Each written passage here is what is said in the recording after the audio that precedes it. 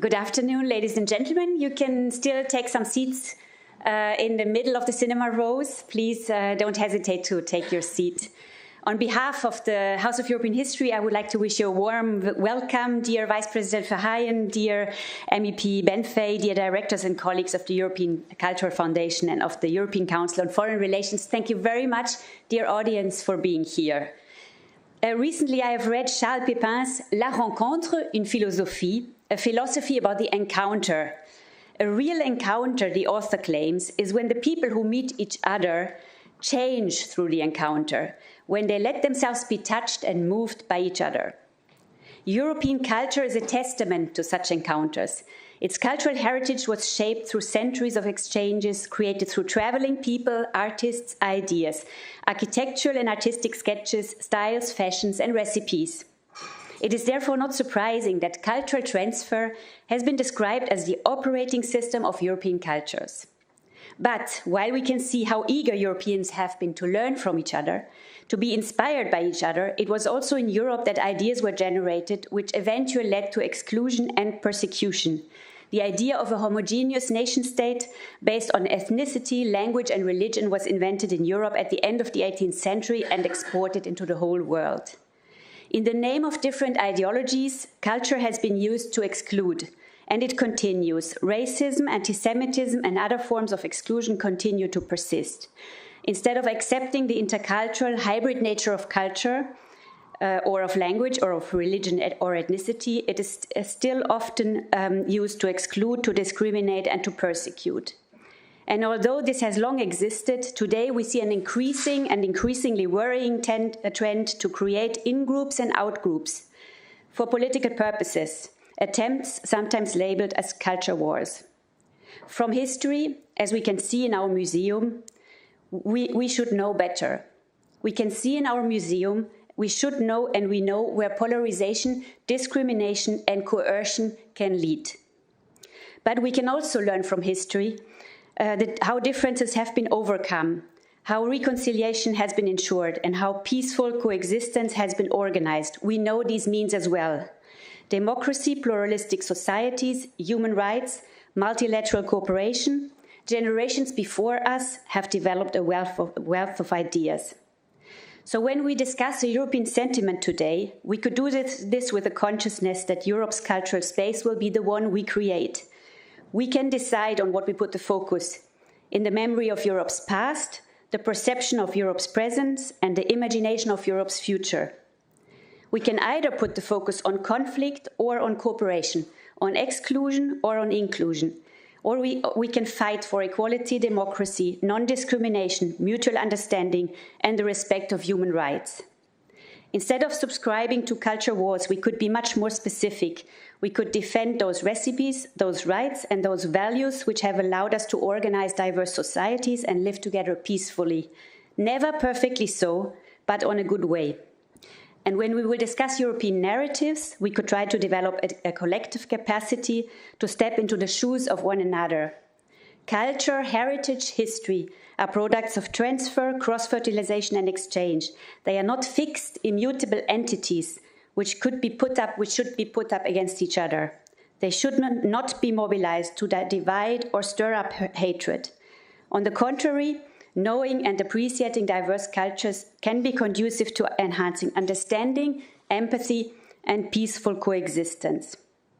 As cultures have always been changing and evolving through contact with each other, they fulfill the criteria of real encounters that I mentioned at the beginning. A real encounter begins when both sides are open to change and to listen to each other.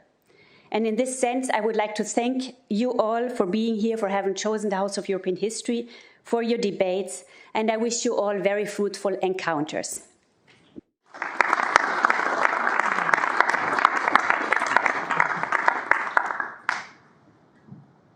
Thank you, Constanze. Thank you all for coming. I want to make it very short and want to use my short welcome to introduce you to the European Cultural Foundation. Not because I want to do that only, but because... Hello? Push. Here? Oh, gee. Okay. Technicalities. So I want to use my words just to say a few things about the European Cultural Foundation because it's relevant to this debate. The European Cultural Foundation was set up 71 years ago, in 1954, by three men, as it happened at the time. You know. And these three men, one of them was Robert Schuman, the other one was Prince Bernhard of the Netherlands, and the third one was a philosopher, Denis de Rougemont, and they came together and said, okay, it's all good to now create a European Union or a European community based on coal and steel. And that's a good idea, but it will need much more than coal and steel. It needs a European sentiment of belonging. And this European sentiment should develop through culture and education. So this was 71 years ago. And then they set up the European Cultural Foundation as basically a kind of a lobbyist for this European sentiment. And that's what we have been doing ever since 1954. And in the meantime, one of our big projects, and Constanze talked about the importance of Europeans meeting each other and finding common ground. We developed, together with the European Commission, the Erasmus program. That is a sort of our unicorn, and it shows what you know, a determined group of people can do to actually grow this European sentiment. It has been growing. We will talk about it in a minute. I think we are in very difficult times, and it needs more lobbyists like us for this kind of a European sense of belonging. We can ask the European Union, the European Parliament, we're just in a meeting on the next budget. We can ask for all sorts of things, but this is a job for all of us. It's not only a job for governments. This is a job for Europeans to invest in this sense of belonging, a sense of community. And I'm looking forward to this discussion. Also, two things why we're doing this as a European Cultural Foundation. Of course, we need to, but a lot of foundations and a lot of NGOs, they measure their success by measuring projects. And at some point we said, this can lead to the fact that all your projects are successful, but overall you're failing. I mean, we can see that, for example, in the field of climate change. All the projects are successful, but we're failing on the big thing. So we said, let's measure actually how the European sentiment is doing, because we don't want to be in a position that we're having lots of successful projects, but the European sentiment goes down. So that's why we teamed up with the European Council on Foreign Relations to measure actually how the European sentiment is doing every year. We have done this now for the 4th year. And we will hear what is actually happening and whether the kind of things we are doing have had some impact, not only of the European Cultural Foundation, but of all of us, and what we can do better. So I'm looking forward to this discussion. Thank you very much. And we have a great group of people here to talk. And now we have I think, or do I pass over to the moderator or directly to Vice President Verheyen?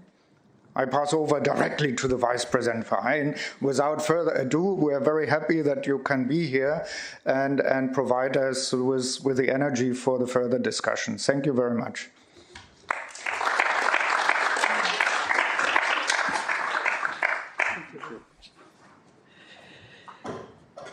Yes, dear Constanze Itzel, dear André Wilkens, dear Mrs. Schwarz, dear colleagues, Snezhka, so many faces I know already from the work we have done throughout all these years.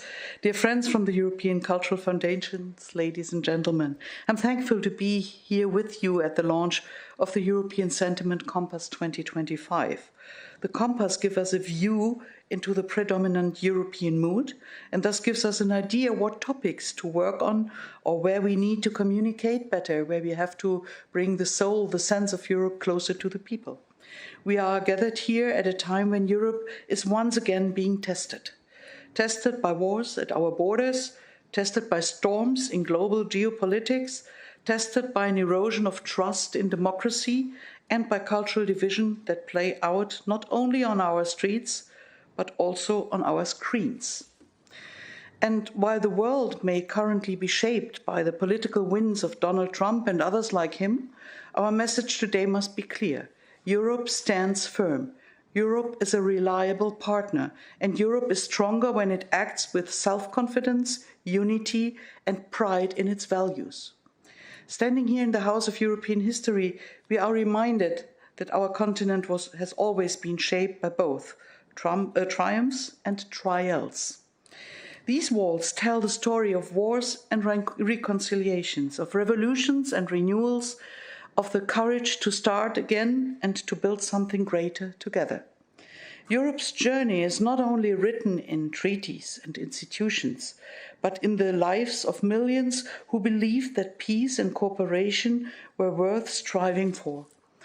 It is in this spirit that we look to the future, aware of our past, proud of what we have achieved, and determined to carry our values forward into today's turbulent world. For decades, Europe has worked side by side with partners around the world, above all the United States. That cooperation has brought us stability, prosperity, and innovation.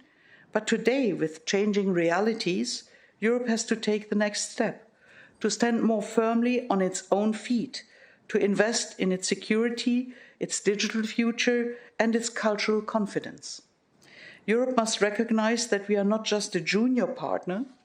We are a continent of innovation, of peace-building, of democratic traditions that go back centuries, and the home of values. We are home to 415 million citizens, 50 million citizens, who still believe in the values of freedom, dignity, and solidarity, of tolerance and liberal democracy. Our role in the world is not to mirror others, but to lead by example, to show that democracy can be resilient, that open societies can be strong, and that cooperation can be more powerful than confrontation. And when I take a look to the points of view of our Russian neighbor, of Putin, who sees democracy as a weak system, as not efficient, as not strong, we have to show the contrary. We have to show that democracy is in the long term the sustainable form of leading a state, of bringing people together and guaranteeing freedom and well-being. In times of war, in times of geopolitical turmoil, when democracy itself is under attack, it is easy to retreat into nationalism and fear. But the answer is not less Europe. The answer must be more Europe and a stronger Europe. We need a stronger European sentiment, a sense that together we are more than the sum of our parts. That together we can defend Ukraine, deter aggressors, and uphold the global rules we help to shape. That together we can invest in secure energy, in modern defense, in cutting-edge research, and in a shared digital future. And this must be reflected in our budget. A future EU budget must also be a budget that invests in independence, independence from technological monopolies, independence from external security guarantees. This is what sovereignty in the 21st century looks like. In Europe, if Europe wants to step up its game on the global stage, we must be decisive. We cannot wait for Washington, Beijing, or Moscow. To set the tone, we must be strong and we must to define our role ourselves. Yes, we remain close partners to the United States.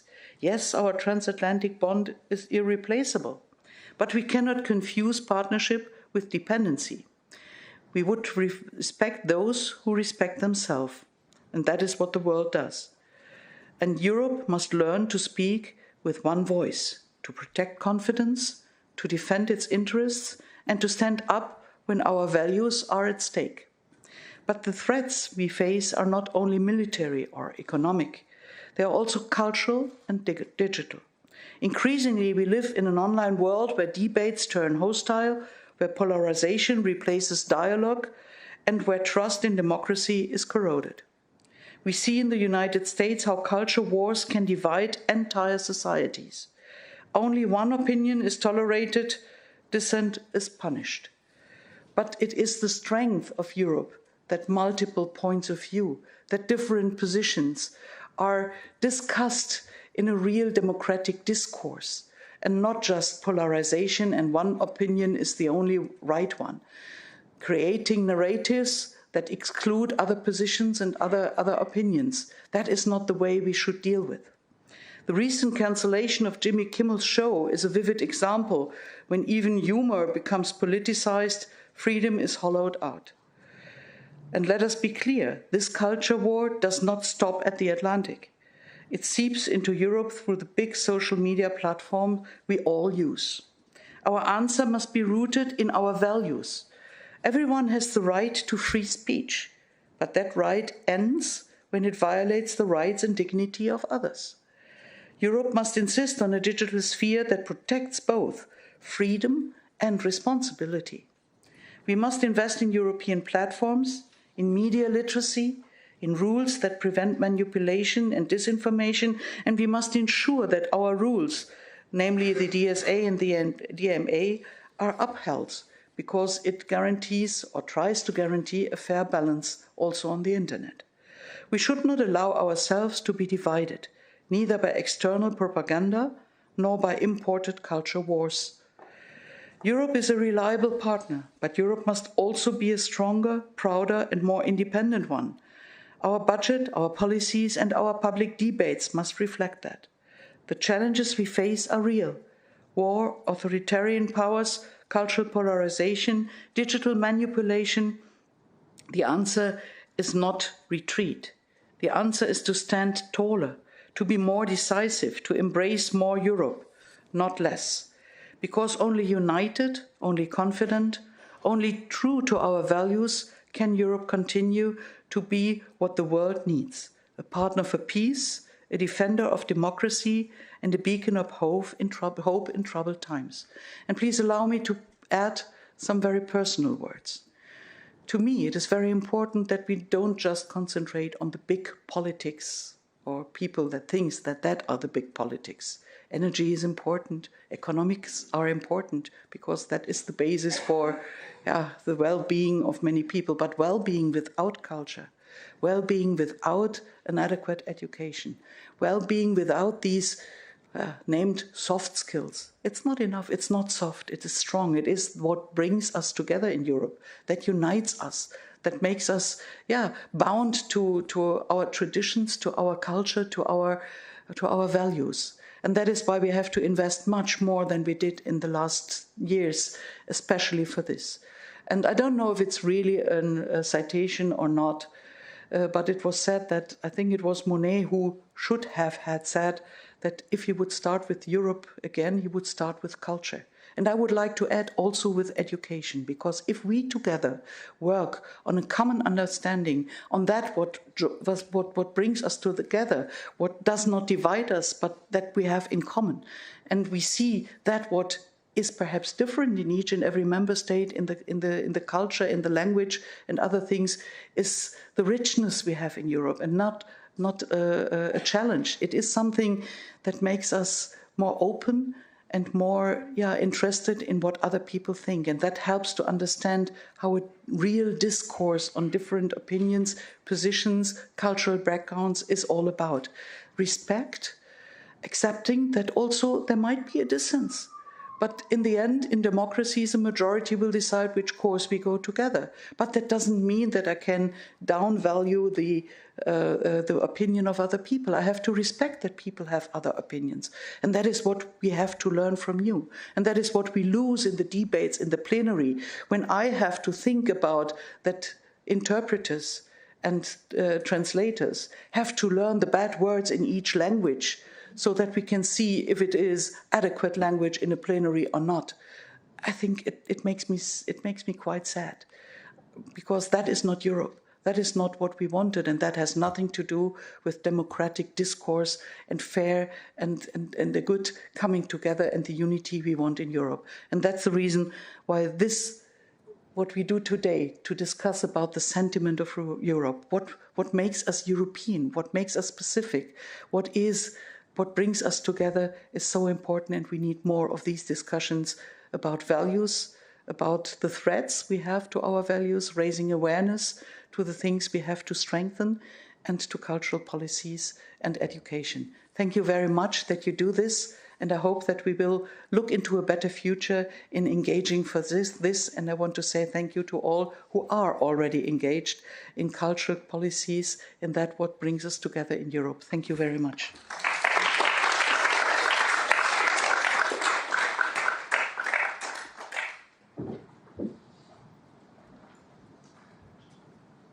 Thank you, Madam President, for this message of urgency, which is exactly what we need right now.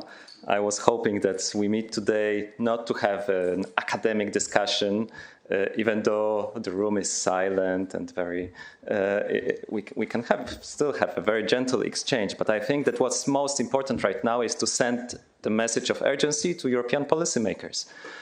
And listen, I need to have a switcher for the slides, I think. I don't have it. Maybe, okay. So listen, many Europeans are asking themselves what exactly is happening in the transatlantic relations today, ever since the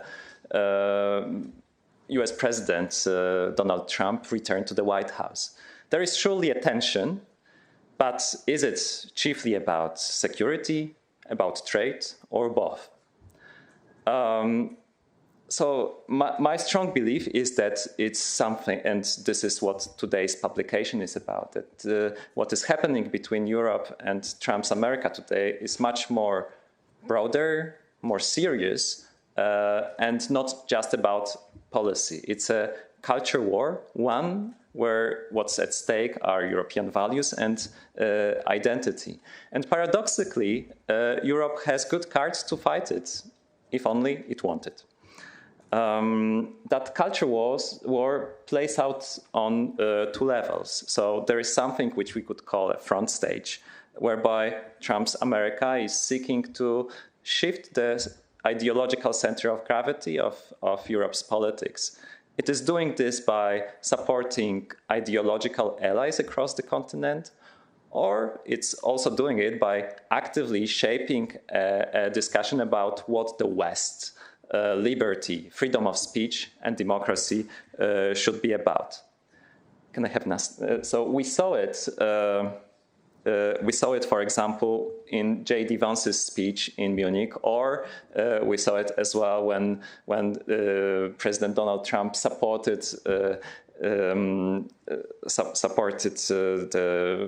one of the candidates in the Polish presidential election who eventually won. This is Karol Nawrocki, who won the election. And since the margin was quite narrow, this was one of the important factors which allowed Nawrocki to win. But there is also a deeper and subtler fight which is taking place in the background. Can I please have the next slide or the switcher itself, whereby the US administration is actively casting Europe as a subordinate, naive, and strategically immature actor, undermining European sense of self. So the tariff dispute, the NATO summit, the Ukraine peace talks at which Europeans are absent, all of those instances are about policy, but they are also occasions to humiliate Europe. And we have heard a lot over the summer about this humiliation. But those humiliations often come through images and language. For example, the enduring image from the summer is the one of Ursula von der Leyen standing next to the US president, smiling with thumbs up. Similarly, what we remember from the NATO summit is probably the Secretary General Mark Rutte and his flattering messages towards Donald Trump, as well as him calling the US president a daddy.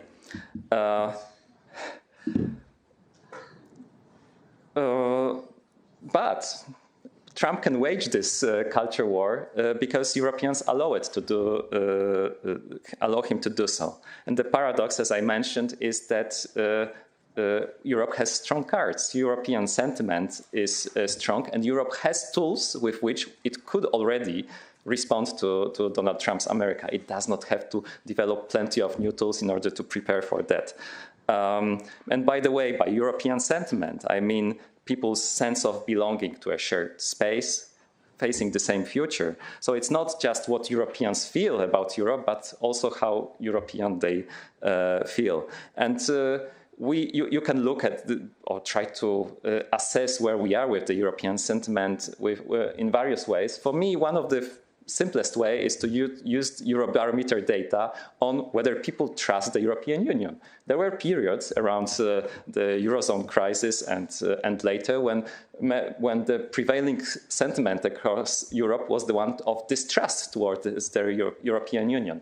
But over the past years, we can see that there is a stable majority of Europeans who say they trust the EU, and this year this trust has reached its highest level since 2007. Of course, the picture is not uniform and uniformly rosy across the entire EU 27. There are countries like Greece, Czech Republic, Cyprus, France, Slovenia, where plenty of people distrust the EU. But if you look at the broader picture, it's one where majorities in most countries say they feel attached to Europe and the EU, say they trust the European Union and that they feel European. And what is more, our own polls conducted by ECFR and others, by some other organizations, they show that people increasingly look at EU through a different prism, not just as a market, not just as a trading house, but actually as an actor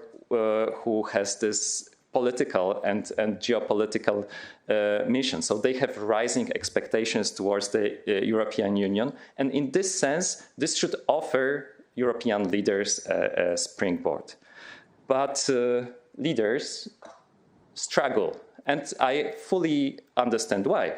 So domestically, parties of the liberal center are often tempted to veer to the right because they don't want to lose their voters. Internationally, most governments in the EU prefer to appease Donald Trump because they have various real or imagined dependencies on the US, and also because perhaps many of them hope that they can simply wait Donald Trump out.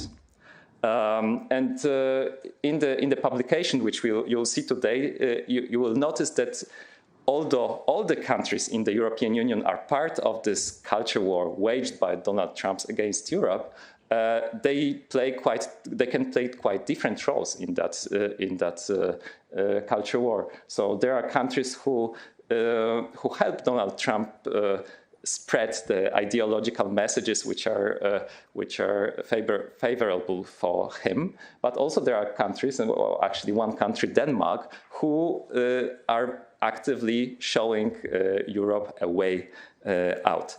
During the discussion, I very much hope that we can, in the spirit of this message of urgency, discuss policy implications for European leaders. And there are plenty of challenges that they will need to provide an answer to. So, for example, whether to block algorithms of social media, what to do about further purchases of military equipment from the US, further purchases of energy, things like that. But let me finish with one message, which I think, I hope will resonate and which I consider as crucial. And this is that I strongly believe that a Europe that is that stands up to those pressures from the US president and who shows that it realizes there are values it needs to defend, even if it leads to tense relationship.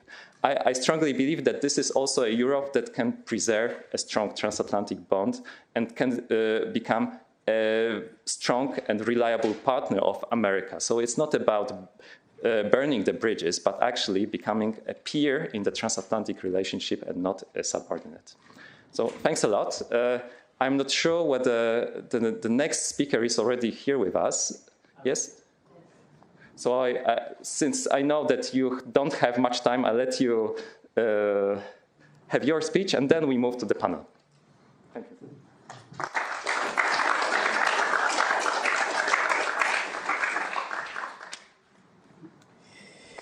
Yes, unfortunately, I will have to go back to the parliament for committee votings, but I really wanted to accept this invitation, and thank you for letting me have a brief comment on this report. I think I am equipped a bit to do it, as I am the chair of the delegation for relations with the United States of the European Parliament. I just came back from one of those trips where we have been looking at the Trumpian culture war, question mark, and the reality show metaphor of the report is very compelling. I think we really need to put our act together. I don't think I'm going to say something so original, because you have put already in your presentation that opens this discussion all the elements on the table. We are now in a difficult situation because we didn't choose to do what was needed when it was easier. Because unfortunately, the polarization in politics in Europe too, it's not only in US, and the growing nationalist approaches have made it more difficult to actually create the political unity that is needed to counter these actions. In fact, you point out very clearly, I give you an example of something I've been working on very much.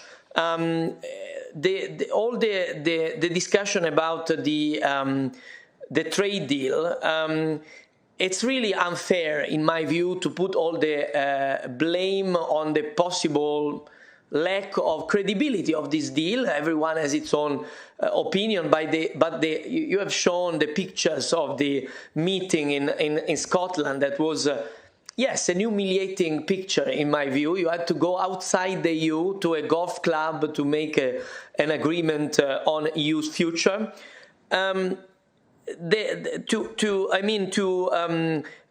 Try to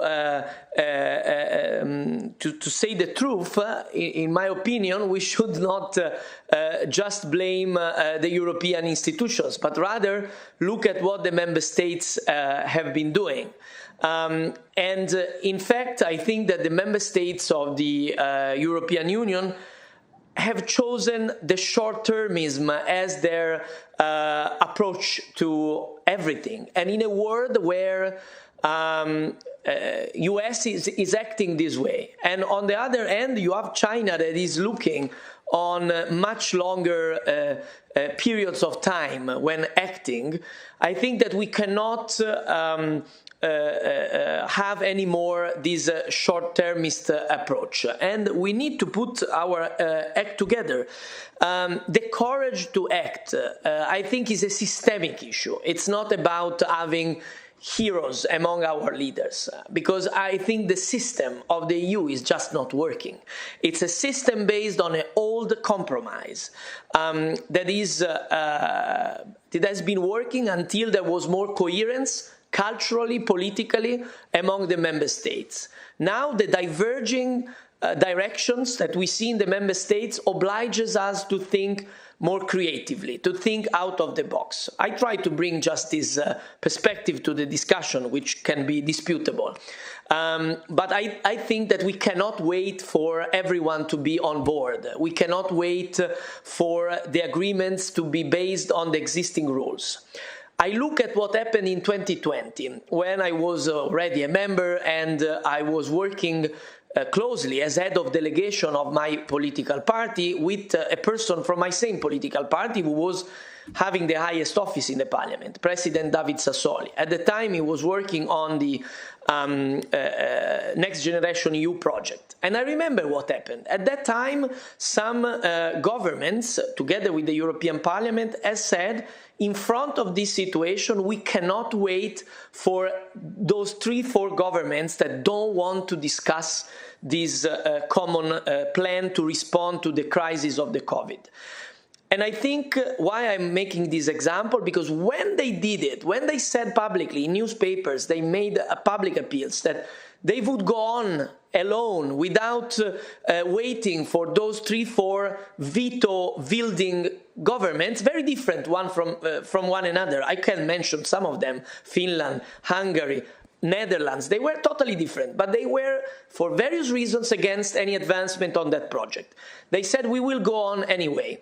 And when they said that, everyone sat back down, and there was an agreement to actually put some steps forward as a European Union.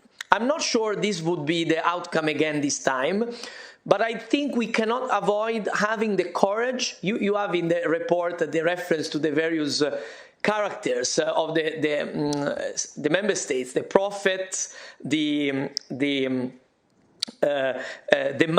directors like following the MAGA script. I think we need some prophets that can be also credible in saying we break of this impossible way of dealing in terms of how the EU is deciding today.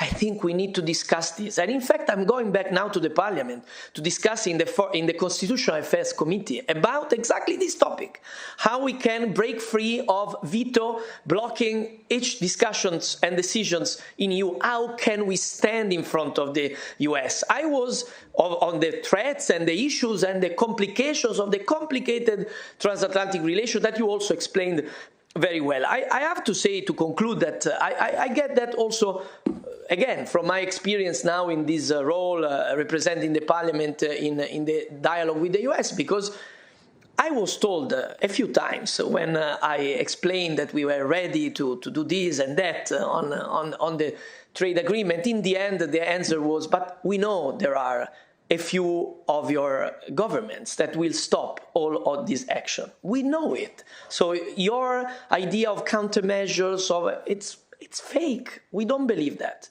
They were frank with me, and they were right. You have seen what happened. And I insist, it cannot be blamed on Europe, on the European institutions. It's a systemic issue on how we think of our future as European peoples, as European member states, as part of the world of today, a world that has changed very much in a short time.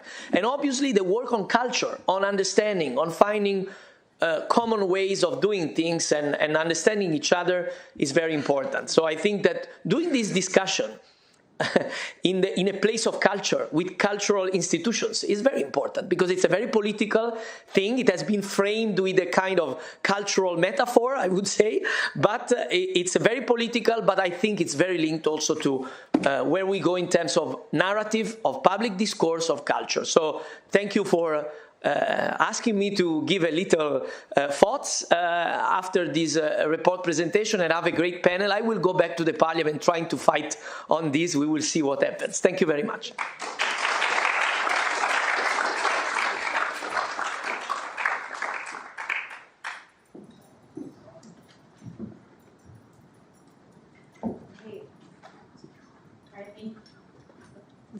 It's on? Yes, okay.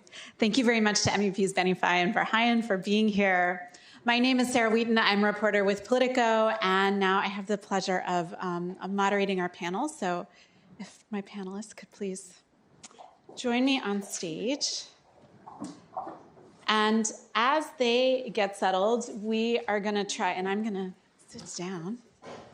Yeah, you can just sit willy-nilly here. All right. We're going to try to make this a bit interactive today. So before I grill my panelists, I'm going to put the audience on the spot. So you should have received at your seat some pieces of paper, different colored pieces of paper. So yeah, dig those out. We need to readjust. Go for it. All right, so I'm going to read out a statement and hold up the green card if you agree, and hold up the red card if you disagree. So the first statement is, okay. Apparently up here, you don't even need me to read it. Europe is at a cultural war with Trump's America. So green if you agree, red if you disagree. Okay. All right. So first, so would you, ma'am, right here in the front, would you be open to sharing why you disagree? Why I disagree? Yeah, let me maybe, and do we bring you a microphone? I don't think that Europe is at a culture war with Trump's America. I think it's Trump who is at the value war with Europe. I think it's the other way around. Okay, really, and yeah, and we're going to bookmark that distinction between culture and values.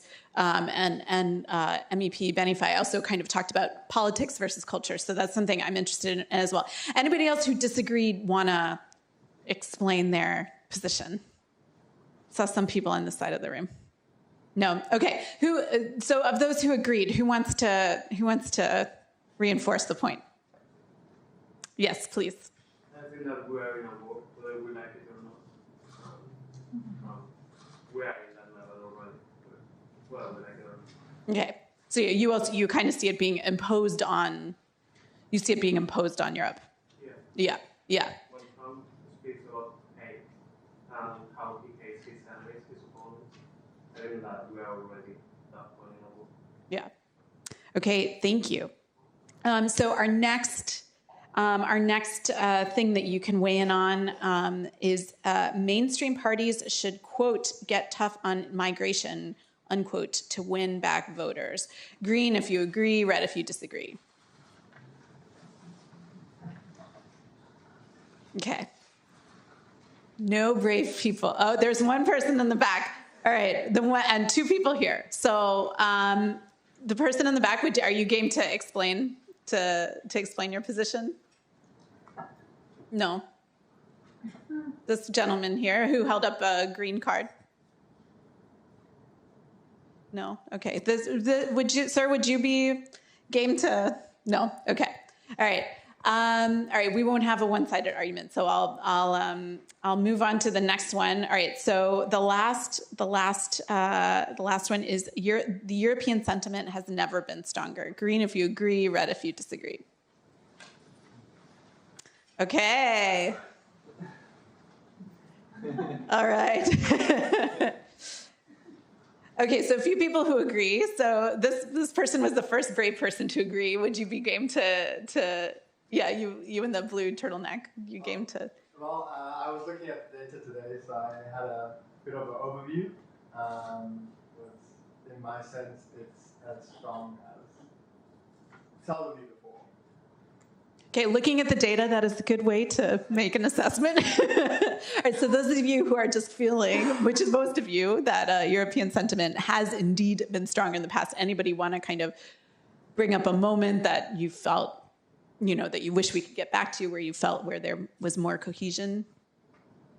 Yeah. I would say 2000. I think you could say the European sentiment at the time of the European Constitution was probably stronger. At the time of the introduction of the euro, before all the crises started, I think you could say that was stronger. Okay. All right. Thank you very much. All right. So thanks to the audience and thanks for the people who allowed me to put them on the spot and share their views. Okay, so now I'm going to turn to our panel, and André, maybe I can start with you to address this. I mean, it's somewhat maybe academic, but I think important to just kind of clarify. What are we talking about when we're talking about culture, and how is that distinct from sort of Europe's political identity as a political actor, and then how is culture distinct from, or not, from values?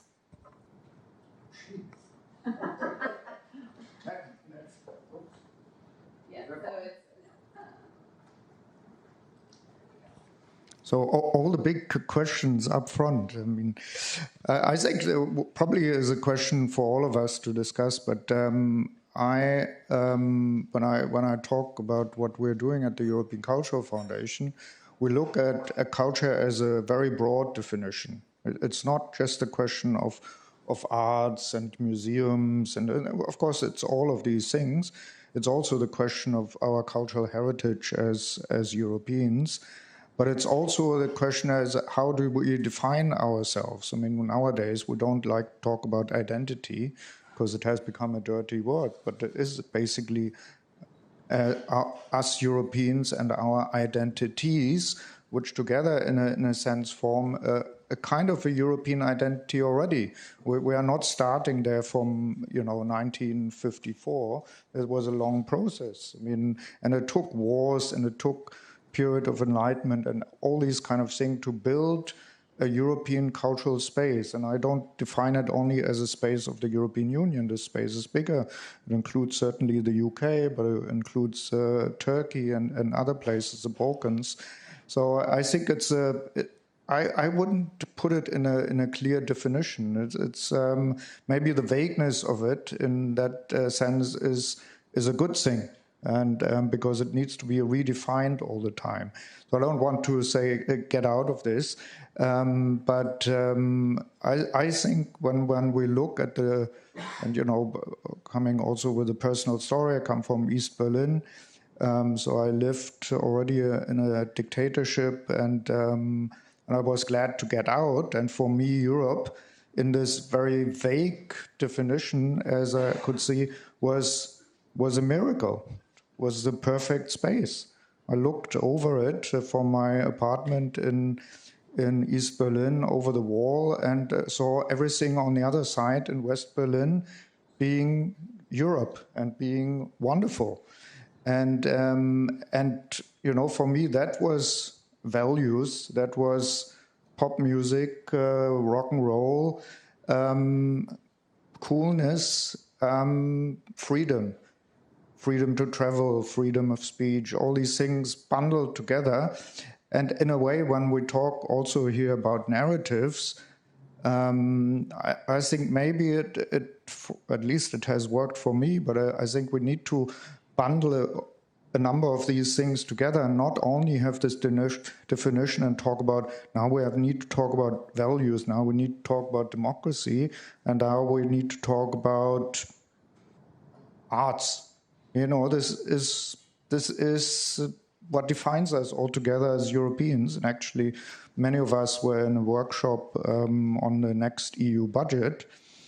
And in a way, the European Union has tried to put some of these things together in what they call now Agora EU. It's not only culture and Creative Europe, it's also media.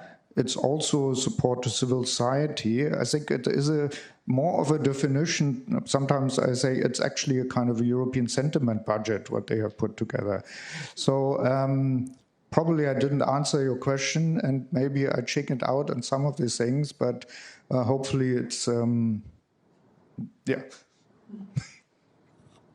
Yeah, so I guess you've inspired me to ask one of my more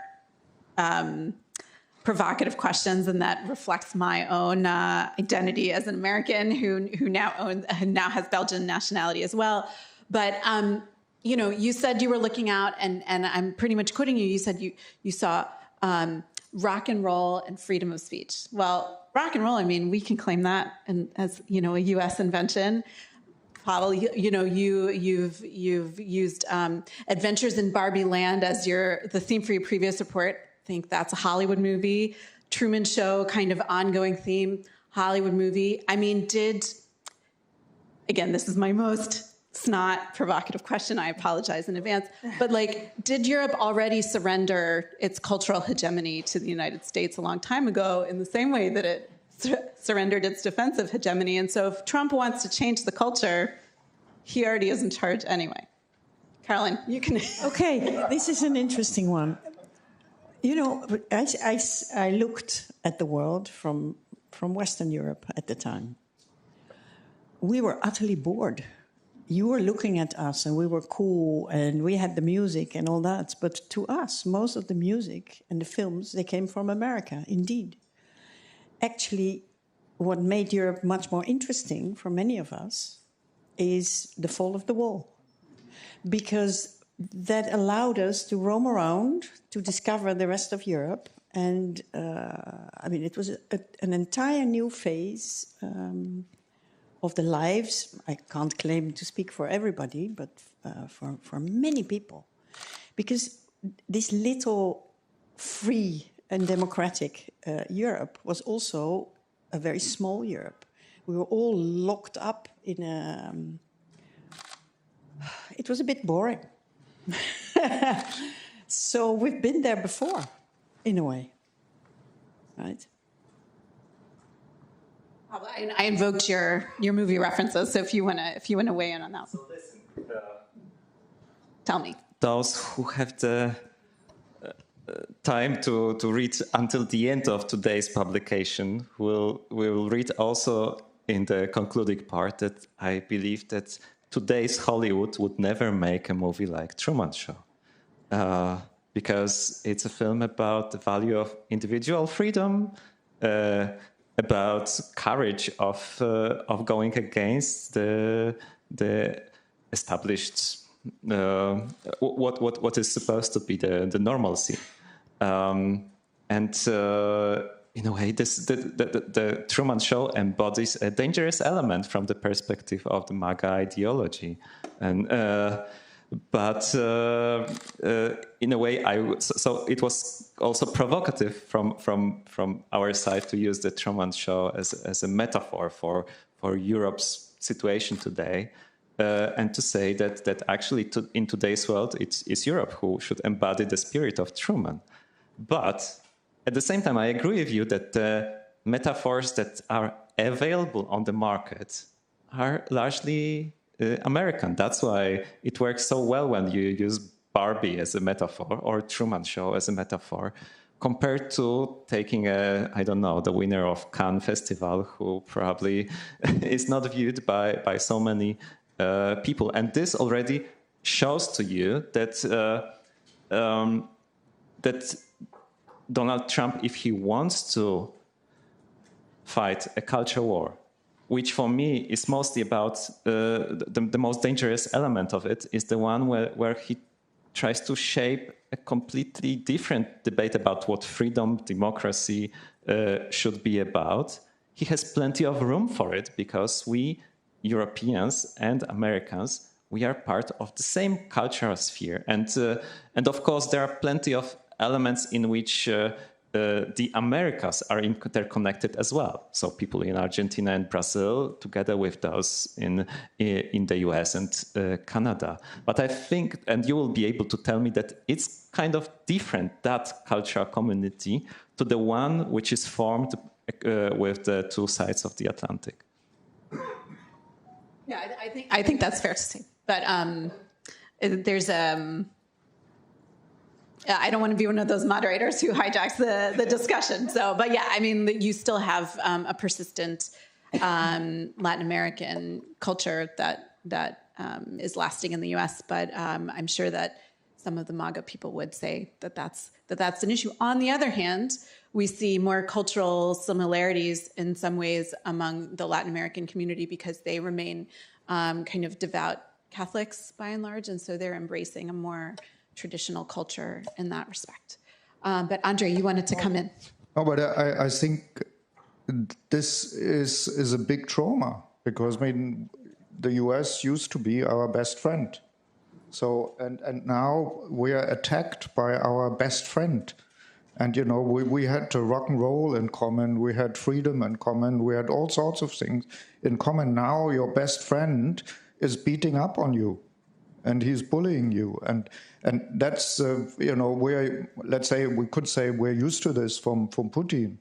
And we're used to it from other places, but not from the US, and that makes it really difficult to react. I mean, how do you react? You're kind of first where you're, and I think we're still partly paralyzed by that because we don't know. I mean, how can you actually, you know, fight back? This is your friend, so it's difficult.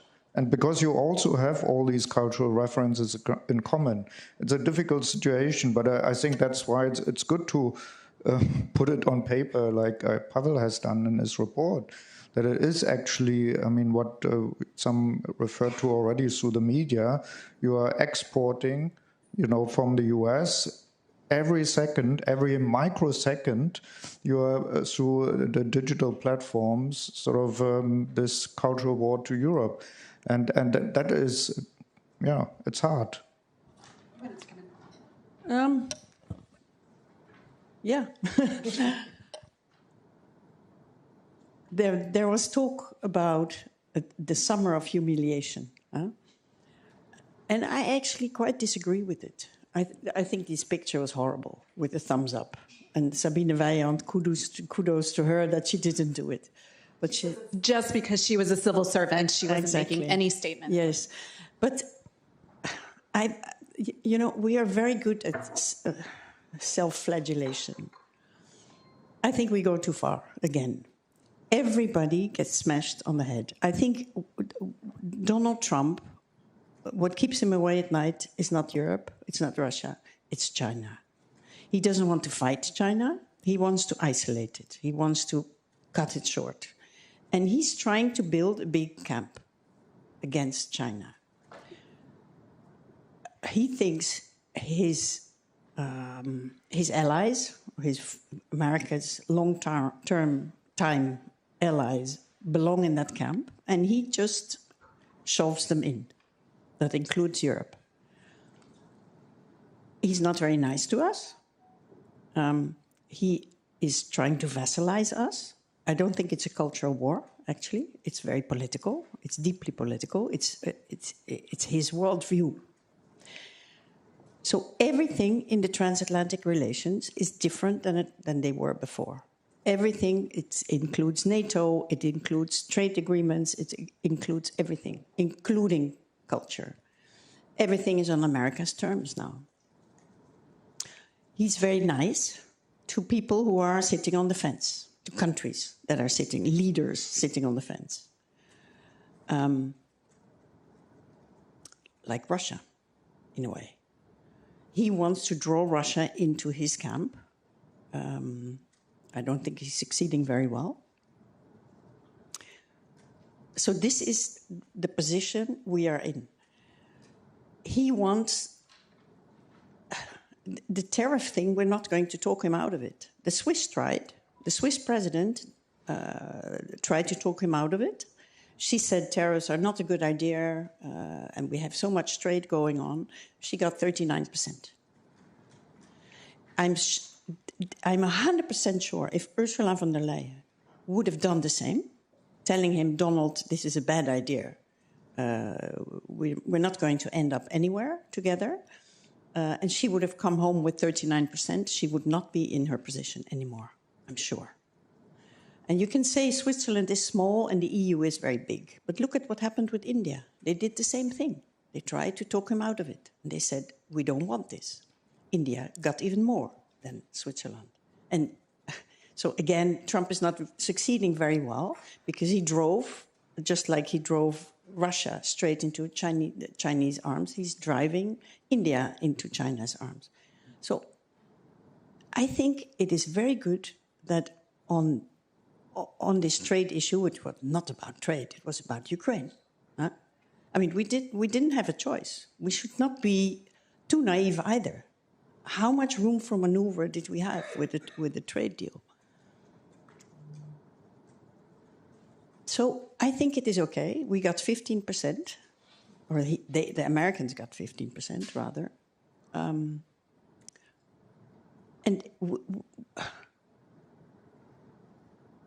what we've been doing since then was a big find for Google.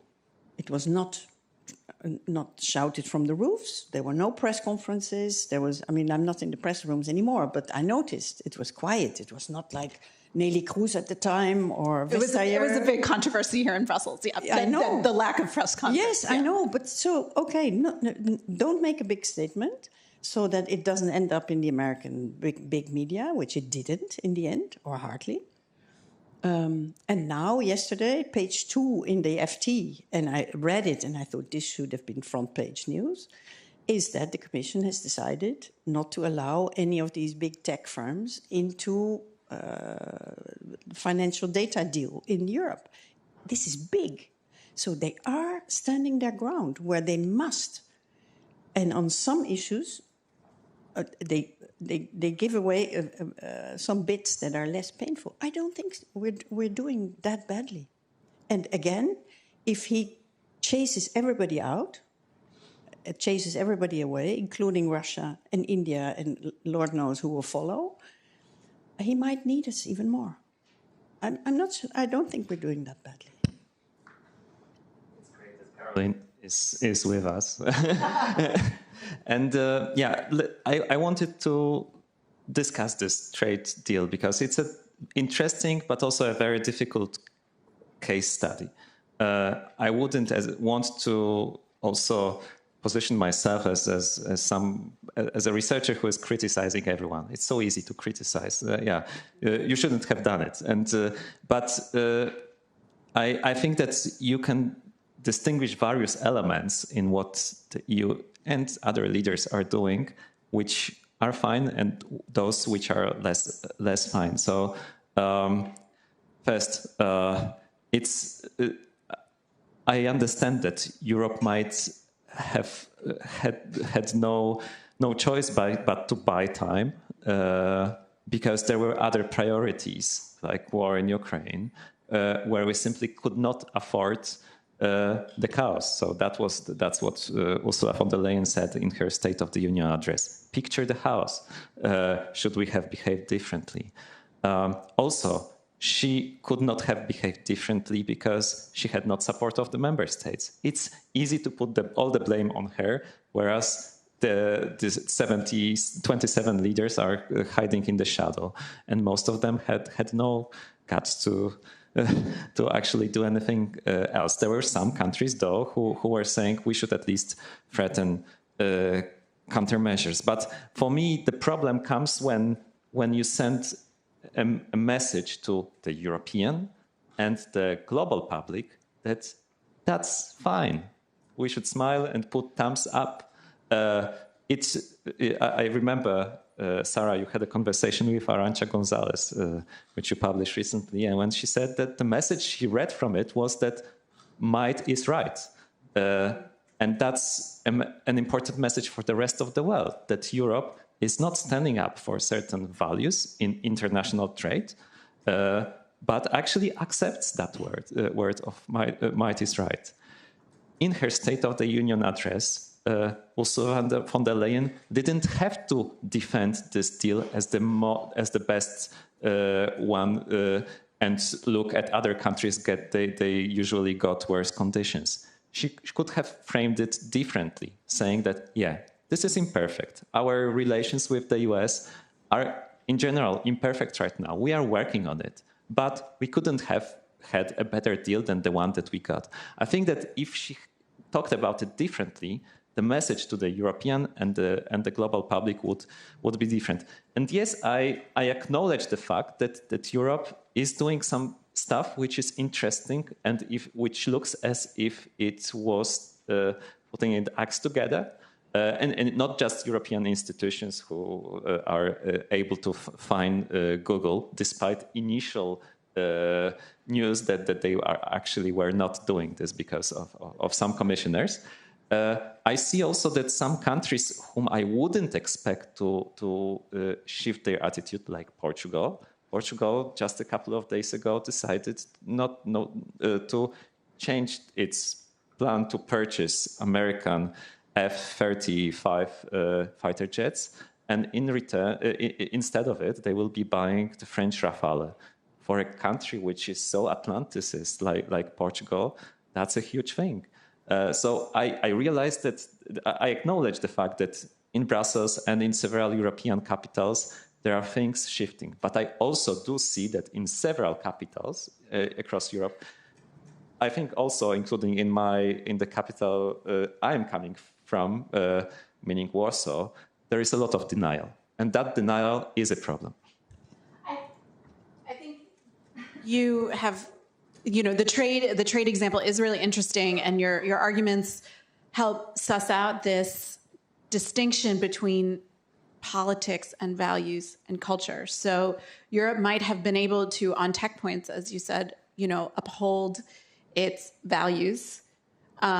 It managed to, at least politically, probably get the best deal out of any, by acting somewhat cohesively politically, be able to get the best deal of any kind of similar bloc.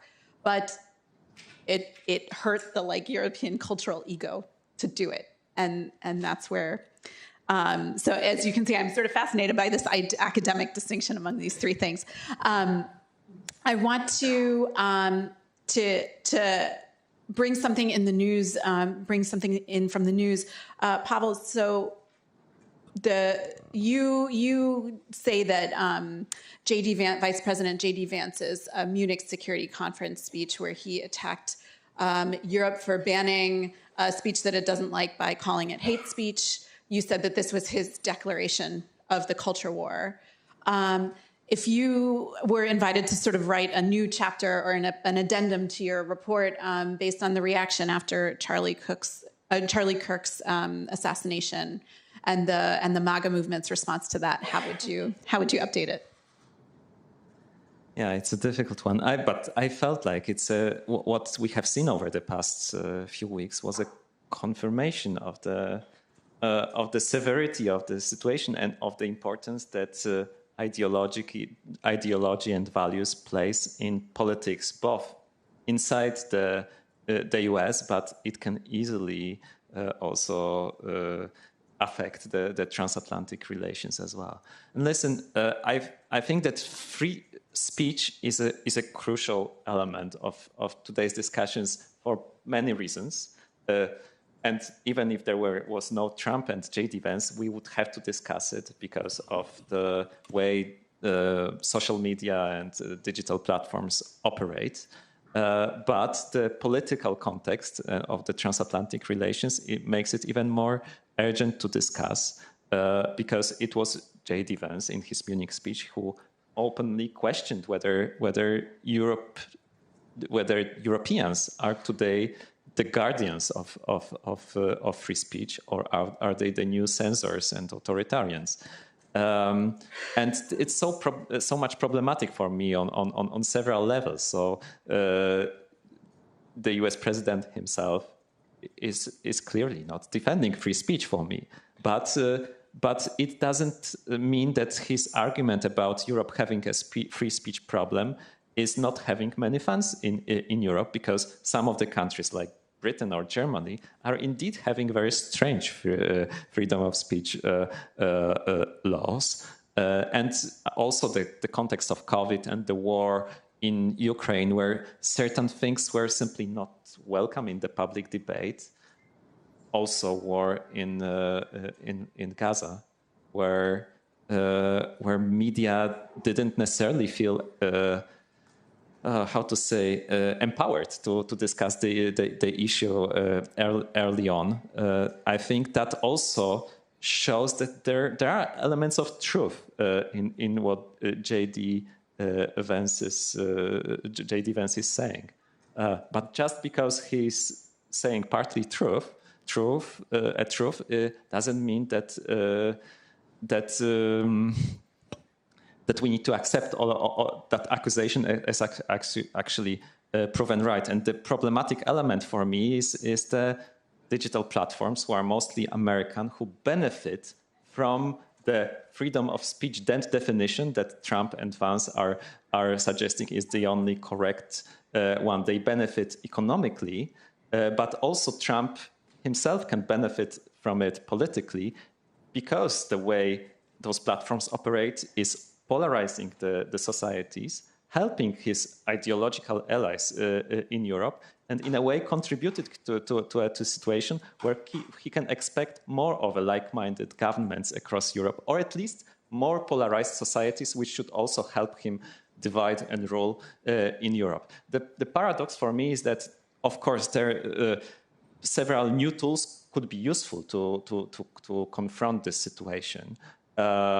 And there are discussions about Europe's democracy shield, etc. But from what I understand from my discussions with experts in the field of how digital platforms operate, they say that it's not lack of tools today, but lack of courage to use them. There is no reason why Europe shouldn't, for example, force the digital platforms operating in Europe to switch off the polarizing algorithm, or at least to reinstitute the situation from years back, when it would be the users deciding whether they want to have that algorithm working or not.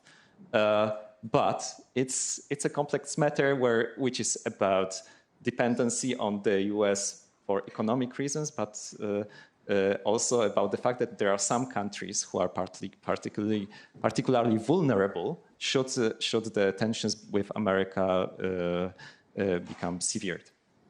We are seeing. I'm going to struggle with this the whole time. We are seeing. The Patriots for Europe group is the third biggest in the European Parliament. They did very well in the European Parliament elections. They do seem to have an appeal among people who feel like they don't have a voice and that they have held views that have been deemed kind of unacceptable in the kind of mass elite culture.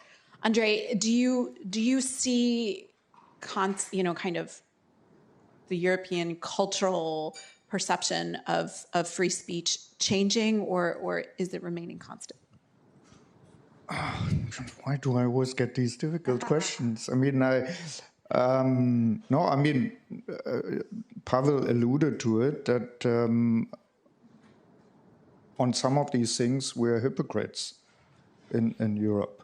I mean, the way we discuss the Israel-Palestine conflict, Gaza, it depends in which country you are, and if you're in the Netherlands or in Germany or in the UK or in Spain. So there is no real European debate on that. And maybe it is emerging. I mean, I would say there is an emerging debate, and now you have it with the recognition of Palestine in some of the countries, and in the end there will be only 3 left, maybe, and they will come forward. But I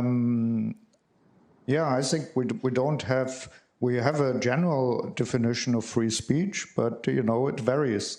As often with Europe, we are, and if we are honest, we are often hypocrites. Externally, we're working with countries across the world, and we are talking about human rights and values. And when it comes down to it, often it's an interest-driven policy.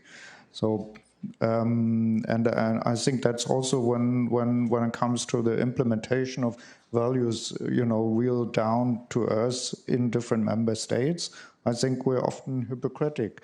But I want to sort of come maybe to a positive news. I mean, you were part of it. I mean, I would say we have something which Pavel showed. There's a European sentiment which is, in a way, at least consistent over the last, 15 years. And maybe it is even growing. So, and for me, the question out of this research is, what can you do with it?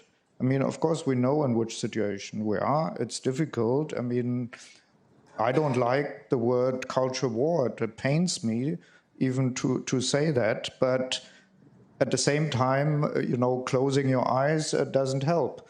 You have to face the situation where you are. And one of the things from this report is Europeans feel more European or feel a relatively constant European, and they want Europe to deliver.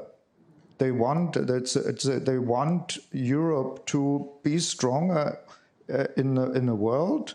They want to have opinions on things like deliver also on Ukraine, on Palestine, but also on energy security, on digital platforms and so on. So in a way, let's use that. Let's use that notion when politicians go around and now have to discuss the next budget. This should be an argument saying, look, there are Europeans out there, and they actually are the majority who still believe in this structure. And I actually think it is a relatively modern structure of governance in the world. I mean, look at Trump and Putin. These are old-fashioned capitalist, imperialist structures. So we have a relatively modern structure. We should be making something of it. So, I know that I'm trying to turn this into a sort of a positive debate, but I think, let's look at this report, let's look at the findings and say, how can we work with it? And how can we also strengthen this European dimension, this European sentiment through investing in culture, but also digital platforms, because I know, yes, we legislate, we are the masters on legislation, but if we legislate and don't have anything ourselves, what do we do? You know, maybe we go back to analog, and maybe that's a good thing for our minds. But you know, I think we need to have also digital media platforms, digital media, and we can't only legislate. I said that in an article. We can't legislate ourselves out of a war.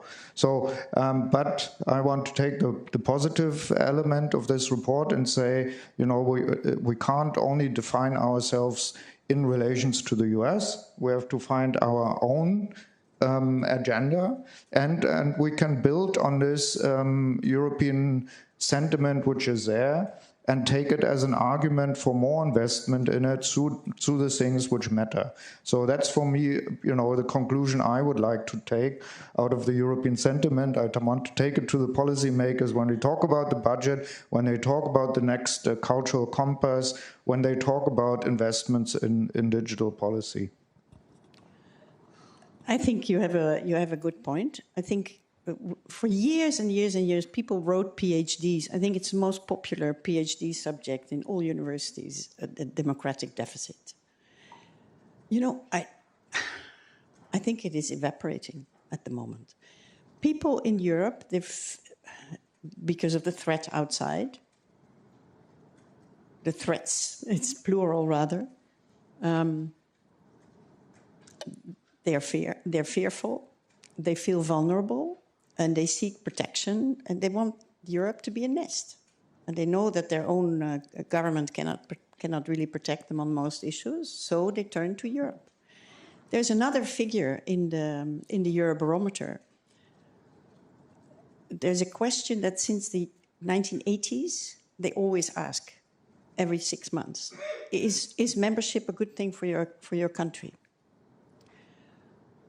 In the mid-2000s, it was like 52%, which is not very high, you know. Is membership a good thing for your country? 52%. But most of the remaining 48% was don't know. It was not, no, it's not a good thing. It's don't know. It's like, what is this EU? Or, oh, I thought it was just a market, you know. And now, so it was 52% thought it was a good thing 20 years ago. Now it's 73%. It's never been higher. That tells you something. And I think people are still not very happy with the way the EU functions. Nobody knows it, you know. And I can say this because I didn't know it either, because before I came to Brussels, and I read Foreign Affairs, I read the New York Times, you know. You think you're a woman of the world, but you have no clue what the difference is between the Council and the Commission. I think for most citizens, it's still the same thing. You hardly get anything at school, which is a scandal in my view. So they're not very happy still with the European Union, but I think they're much happier to be in it and not outside. Iceland is going to have a referendum on membership again. You know, 10 years ago, they slammed the door because they didn't like our fisheries policy. I mean, good for, it's up to them. But now they feel a little bit alone out there. Viktor Orban actually held a very interesting speech in Switzerland a while ago, saying, I know that you hate Europe. You know, it was a far-right audience, which is really far-right in Switzerland. I know you hate the EU, and I hate the EU too. And Brussels is even worse than Moscow during the Soviet days. And I know everything about it and so on. But I'm not going out. I'm not going out because I'm a prime minister of a very small country with a not very, booming economy either. So at least I have a say in all the decisions that are taken in Brussels. If I go out and I'm just outside, I will also have to follow those rules. Look at Switzerland, look at Norway, look at all the other countries. So at least I have a say. And I can do the same in NATO. I can block Sweden from membership for an entire year without explaining even once why I'm against it, because he never did. So it is a feeling of, it is even with the populists, they're not talking about exits any longer. Remember 10 years ago, they also wanted to have exit referendums and so on. I don't hear this anymore. Marine Le Pen doesn't want to leave the Eurozone any longer. Geert Wilders is totally quiet on this. So instead, they want to change Brussels from the inside. And some of this we have heard about earlier. So all these things are doing something to Europe. It's changing Europe in a fundamental way. We're not discussing fishing quota and chemical directives anymore that people cannot identify with. We're discussing defense, we're discussing health. All these holy national issues are suddenly on the European table. People understand. They don't know the technical ins and outs, but they know what is being debated, and they understand why. So I think the public is much further in this, in a way, than national leaders who take all those decisions, who are still afraid of the Euroscepticism and so on. I think they have to wake up. The skeptics are even very active in Brussels, and to a certain extent you can say it is, I mean, it's not my club, but it is good that they're not just railing against Brussels from national capitals, but they do it, they fight in Brussels. I mean, that's what you call opposition, no? Indeed, yeah. You've pointed out a really fascinating a fascinating kind of dichotomy where, on the one hand, as you said, we're talking about giving Brussels new competences on health, on defense, and yet we're expecting around the council table, the sort of Euro-skeptical, Euro-critical leaders to grow.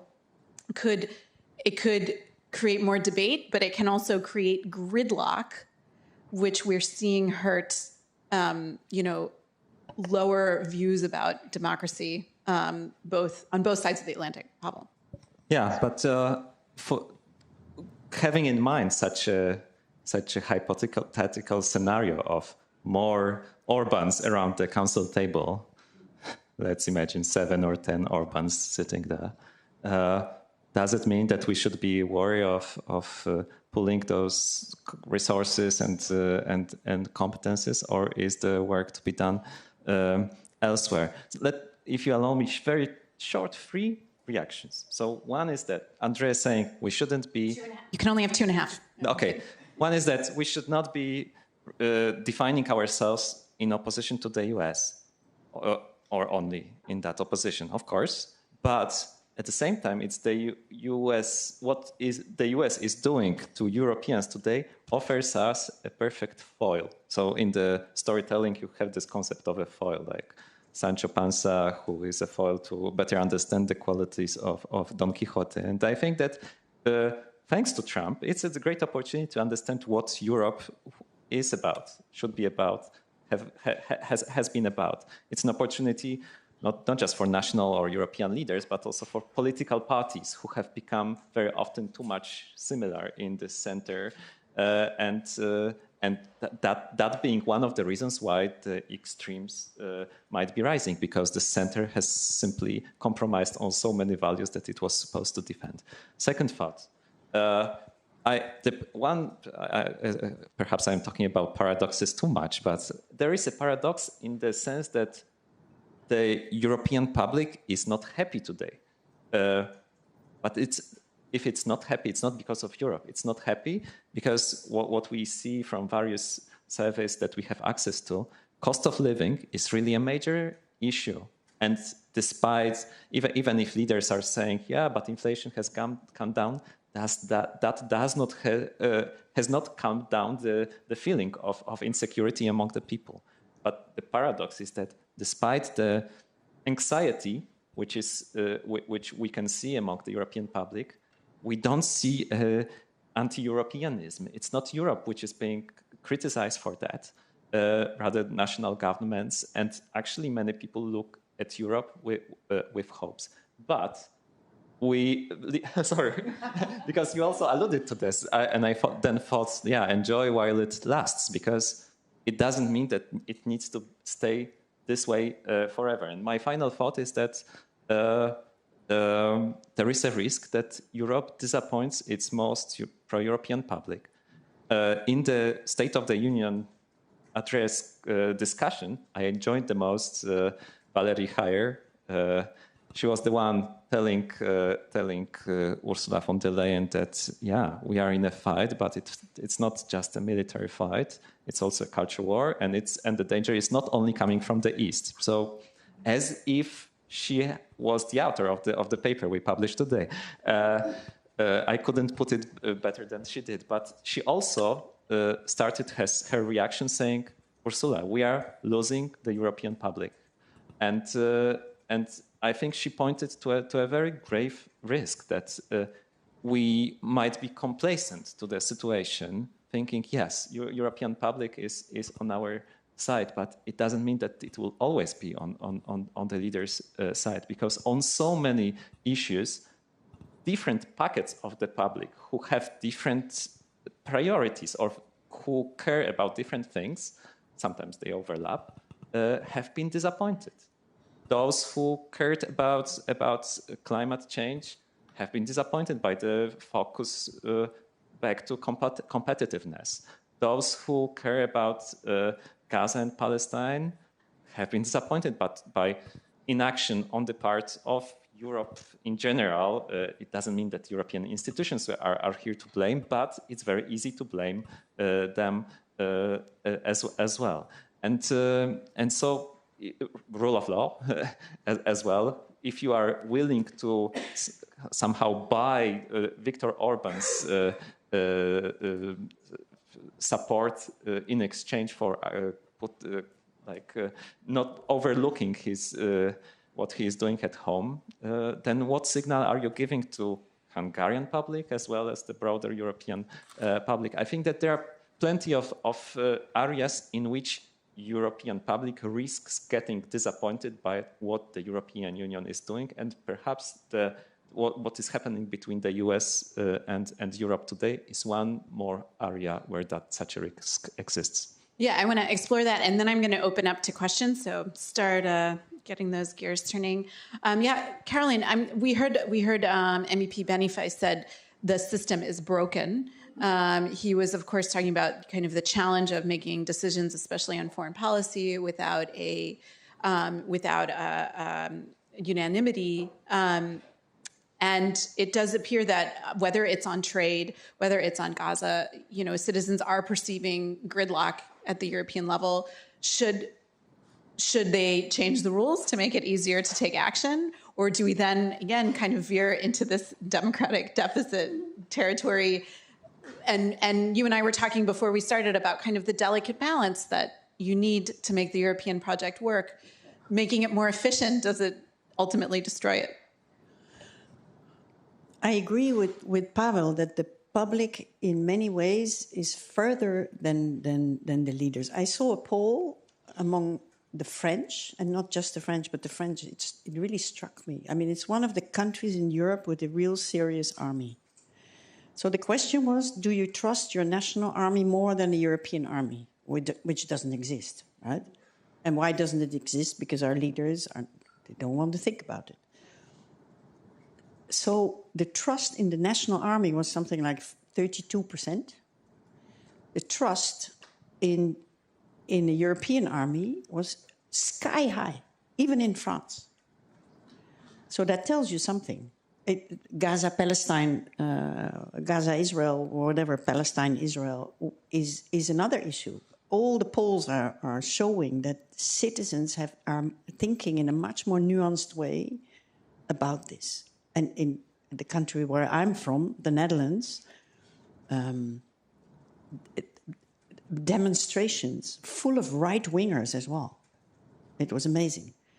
They took their grandchildren, and they're extremely pro-Israeli in the Netherlands. We grew up with Israeli songs and so on. But I mean, even for those people, it's too much now. So they took to the streets, forcing the government and they didn't want to take a decision, so they kicked the ball to Brussels, where all the other member states were saying, like, wait a minute, the Dutch want to get serious about the association agreement and re-looking at the conditions. I mean, they've been doing this for decades, but anyway, now suddenly, so it suited the government But other countries said, okay, if even the Dutch can live with this, maybe, so it almost worked, you know. So I think the public in many ways is much further. But what I don't think the public has a precise idea about, you know, how democracy should be changed in Europe, while it is changing enormously, in my view.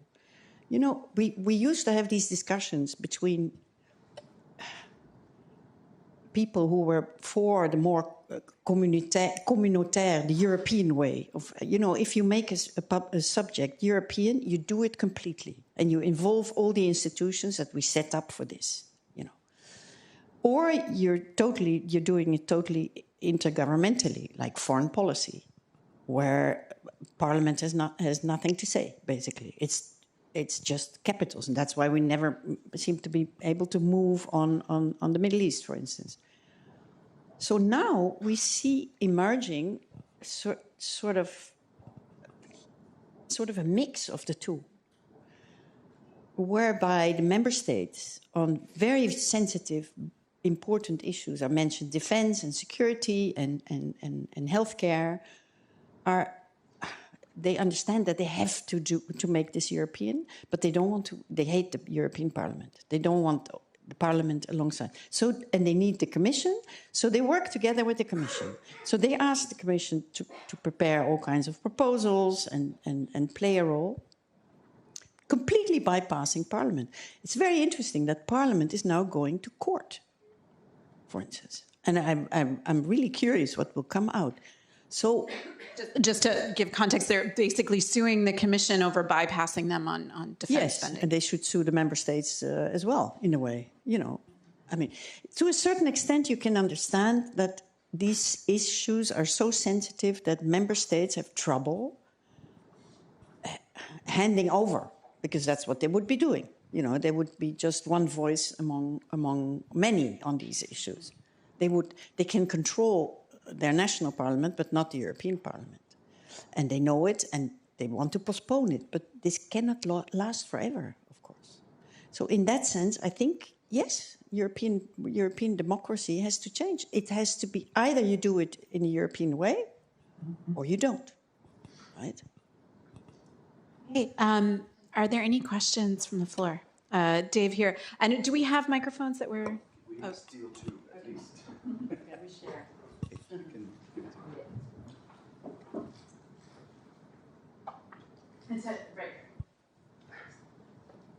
Sorry to steal your microphone. Dave Keating from France 24. I just wanted to go back to Sarah's question about America's cultural dominance of Europe, which of course goes back decades, movies, TV, music, now social media. It was described as a friendship. I don't think that's a two-way friendship, because me and Sarah didn't grow up being surrounded by European movies and television. This is really a one-way thing. I was from a very cosmopolitan. Unless there's very, very sophisticated. I grew up in Clearwater, Florida. I didn't, yeah. So, I mean, you know, Europe does not feature in the U.S. cultural space. So with that in mind, Pavel, I wonder if you think there's a connection between the cultural dominance of America over Europe and the willingness of Europeans to accept the humiliation that they endured this summer.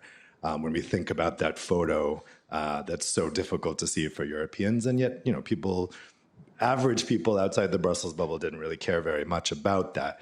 India was brought up, and how India, another large federation with many different languages and many different cultures, India didn't accept a surrender trade deal, and that's because the people of India would not have accepted that. Modi would have been in trouble.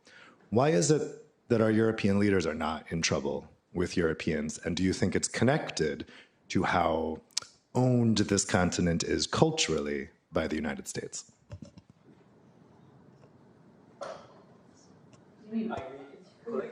Oh, sorry. Thanks for that question. I feel that there is perhaps that problem of also psychological dependence, where simply you are afraid of going against somebody who has been so close to you. But still, if I try to explain why Europeans are cautious in their reactions, I think it's you don't need to go to psychology in order to understand it, because there is war in Ukraine, there are economic interests, and therefore there are plenty of good reasons which are not psychological why to try to avoid a bigger conflict with the US today. But yeah, I think that it's worth remembering that apart from the economic sphere, apart from security, there is something which is blocking us and which is psychological and which has to do with this, with the fact of feeling to be part of a common space, whereby we felt very comfortable with it until the moment came when it turned out that our bedfellow is no longer to be trusted. I'm gonna follow up, and I'm gonna give André what I hope will be an easier question to you. So we talk about this quite a bit in kind of the scientific research space, but I wonder if it applies in culture as well. I mean, as we said, we just saw, a pretty mainstream comedian, face professional consequences for making kind of a lame joke. Trump is doing things to discourage bringing in, high-skilled workers, discouraging foreign students, and a lot of, immigrants were responsible for the U.S. cultural ecosystem. So, are there things that Europe can do to claw back some of this creativity and cultivate it more on this side of the ocean? So we should do. Okay, you got it. Still got it. There we go. So we should give Kimmel refuge on the BBC or something. Why not? I mean, and Macron and others did this on the university level. They created an initiative. I mean, it was probably more symbolic, but still. I think in a way these are the kind of things you can think about in terms of being proactive. And what I meant is with the US, I mean, I don't want to only look at the US. I want to look at us and say, okay, what does it mean for us now? What can we do? What can we actually proactively do rather than reactive all the time? That's the thing. And I mean, but looking at reactive things, I mean, okay, there is a European movie industry. I think, even it's strange that Netflix actually has been a big promoter of it. But I mean, there is an increasing movie, music, and whatever we heard today. Also, the figures are up on all sorts of European productions. Maybe that has something to do with the fact that we don't want to watch only Hollywood productions anymore, and so on. So I think we should take that as an opportunity, and maybe also more proactively, maybe there is a kind of a new European movement. And as you say, Caroline, maybe the Europeans are further ahead than their governments.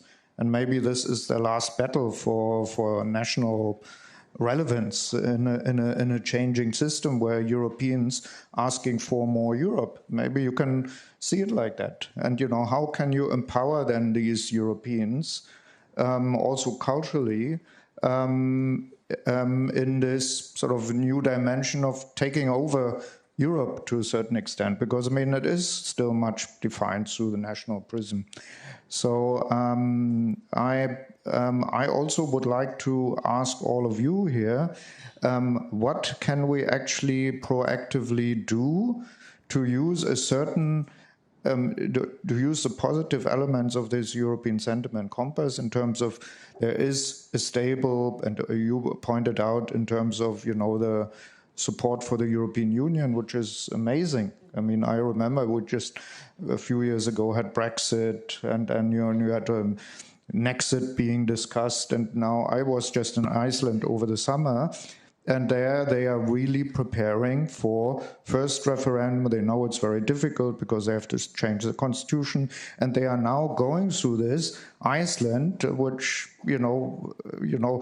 did this whole process 25 years ago and decided, no, that's not for us. And now they want to join the European Union. It's amazing. So, I mean, and maybe an additional thing which you hear when you talk sometimes to people in sort of Central Asia and other places, they see Europe as an expanding empire. And then you have to explain to them, look, we are not really an empire, and, you know, it's all voluntary. But for them, they look at the map, and for the last 30 years, this thing has been growing, while the place where they have been living has been shrinking. You know, the Soviet Union has shrunk, and now there are all sorts of different places. And the only place in the world which is expanding in a way is Europe. So they look at this as a real, in a way, success story in empire building. So, and of course, you have to explain this is not really the case, and but you know, to a certain extent, you can also see, you know, that's also in a way positive news when you look at the world and people consider what you are doing as a positive thing in terms of countries voluntarily, even including Iceland, which has how many 400,000 people or less, now wants to join the European Union and even give up on a lot of these fishing rights which they had in the past. I think it's and of course we have the whole East. The Balkans. Oh no. Okay, let's not start with the Balkans. That is another discussion. We had that last night. How difficult it is when you look at also the hypocrite European Union dealing with the Balkans.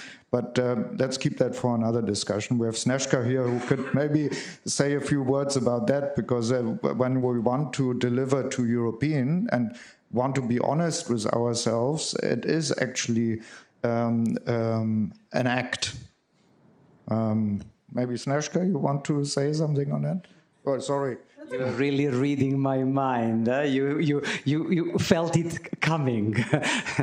Snezhka Kvadrik-Mihailovic, I'm the Secretary General of Europa Nostra, proud partner of the European Cultural Foundation and the Culture Action Europe in promoting the cultural deal for Europe or European deal for culture. So, you know, I have been listening with great interest this discussion, and I would like, you know, I have one question and then indeed one comment from somebody who was born in Belgrade, the capital city of a country which doesn't exist anymore. And when you yourself, so I'll first start with a question, because all the time, and I don't know whether it is also a little bit my background in law, and so we love the definitions, and so all the time I was thinking, what exactly is your definition of European sentiment? Is it the warm sentiment toward European institutions? Is it the warm sentiment towards the European army, which does not exist anymore?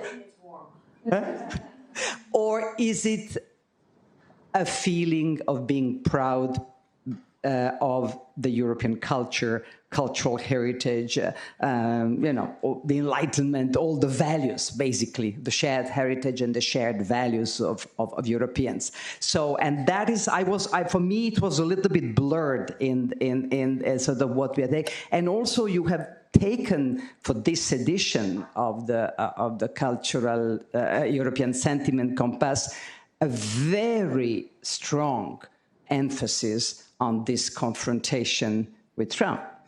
And we know that the reality is there are so many threats and attacks on European values from all sides, from East, from West, from what's happening in Gaza, from, you know, basically it is the European the European project as a value-based project which is under attack.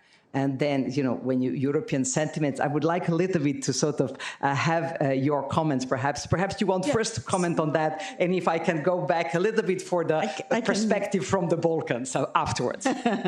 Yeah. I think, I mean, it's very multi-layered, but people identify with successes. People don't identify with failures. I've never forgotten a long talk that I had maybe 20 years ago here in Brussels with a German man married to an Italian woman. And they had 2 sons. And of course, they all spent all their, this was before the euro. They spent all their summer holidays in Italy, of course, with the Italian family. And then at some point, he told me that the boys were like 8 and 10 or something. And then one of the Italian aunts, during lunch, asks the oldest boy, do you feel more Italian or do you feel more German? And then the boy says, I feel more German. I mean, and they were living in Brussels. And so all the Italian family members, they were like disappointed. And so they wanted to know why. Why do you feel more German than Italian? How is this possible? And he says, because the Deutschmark is stronger than the lira. But this tells you something. It tells you that you don't want, and this is what many Europeans have with foreign policy. If, you know, the High Representative, who has to send all her press statements to all the European capitals for approval first. And there's always somebody who wants to add something and who wants to delete something and who, you know, it's endless. And they don't even manage to get 27 over the line these days. How can you identify with that? How can you? You can identify with a big fine for Google that has violated European data protection rules or whatever the rules are, you know. Yes, you stand for something. So I think this is a key element. We need to do some good things. And this is what our leaders need to understand as well. I can add something. I mean, I think there is no real definition in a lawyerly sense. I think it is a very different thing for me as an East German. Sort of Europe was almost salvation, getting out of this, boring place into this exciting Europe. And I didn't just want to go to West Germany, which was, okay, maybe a little bit more exciting than East Germany, but not the kind of excitement I was looking for. So that's my story. Then you have a different story, which includes maybe looking towards the East, and it's a mix of different things, including, of course, heritage and architecture, Eurovision, all sorts of things. It's a mixed. It's a sort of and that's okay. I think it's beautiful. I mean, if I had to define myself as a German, I wouldn't say it's, well, the Deutschmark is gone. So, but I wouldn't say, well, maybe it is partly football, but it's not doing very well. So when we talk about success, but it's also a mixture of things, and I can't even put it totally down to something. It has something to do with Berlin. I don't know. Also a lot of things I don't like about the Germans, but still, here I am. And so on. So I think but in the end, these are things which develop, and the question is then, do you feel something for this thing or not? And, even in being critical with it is a feeling. So I think that's why maybe it is so difficult to define, but I would say let's take the positive out of it and say, you have a question, do you feel European or not? And you say yes. And I think it's also not restricted to the European Union. This, for me, is also part of the mix. So I was in Iceland recently, as I said. I think it's great that Iceland is part of Europe, and so on. So That's maybe doesn't, for you as a lawyer, doesn't tick the box, but yeah. No, I'm much more a cultural activist than a lawyer, so I'm very happy with you now. But can I just now, as somebody from, let's say, from perspective from a country which is very close to the European Union, and it is even a candidate member countries for 10 years. So you have deliberately decided for this compass to focus on the member states. And I would like to make a plea that for next edition, you also open up for the candidate member states. And that would be very interesting to see also what is the European sentiments in the candidate member states. And for sure, in Ukraine, the European sentiment, not only culturally, but also politically, because the support that Ukraine is getting, I mean, could get more, but at least getting some support is getting. But from the perspective of a country where I was born, I mean, Yugoslavia doesn't exist anymore, but Serbia still exists. I fell in love like you. We discovered that we are the same age. We are born in the same year, you in Eastern Germany, I in Belgrade, in Yugoslavia.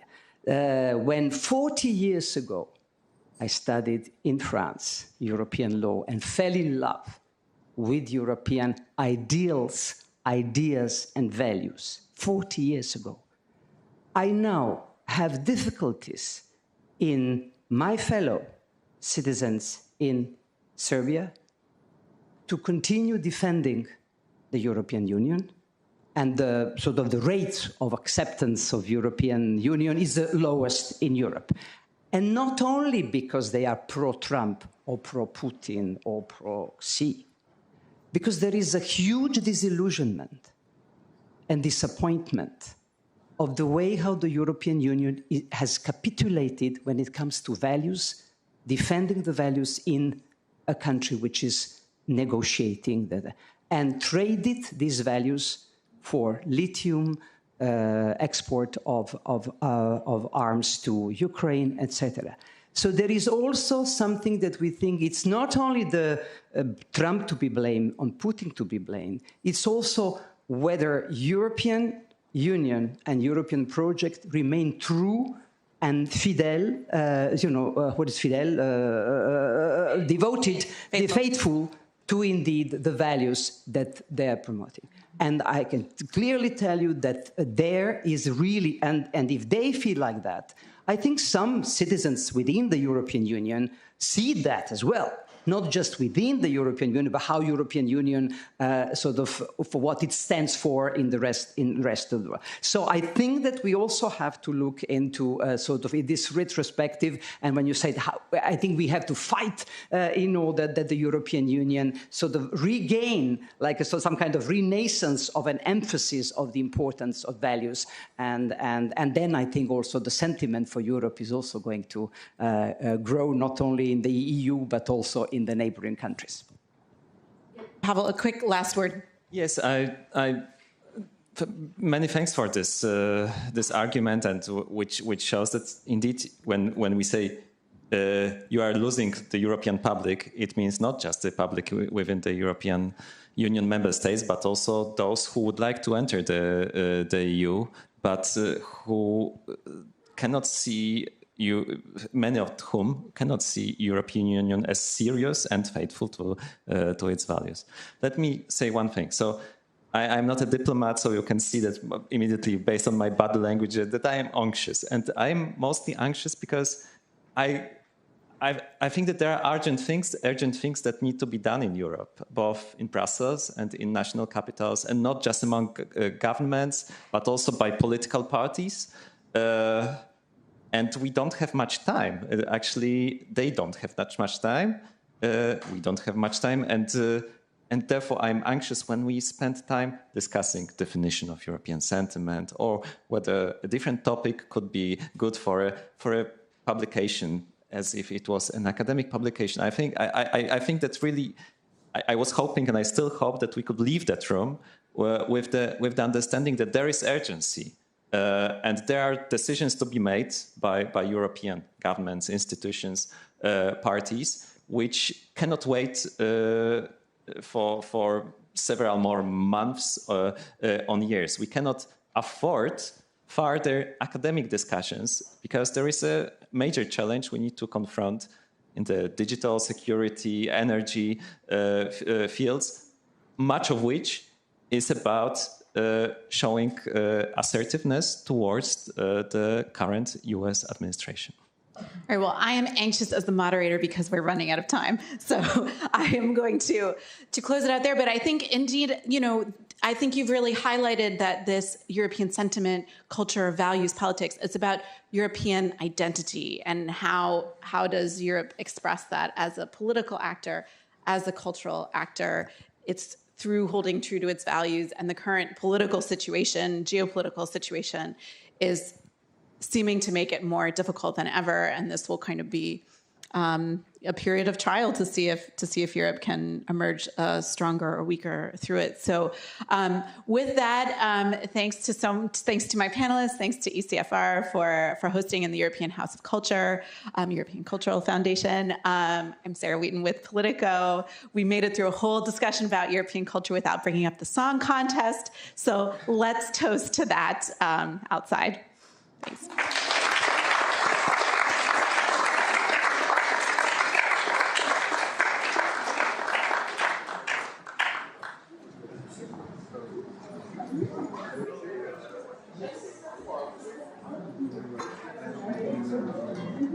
No,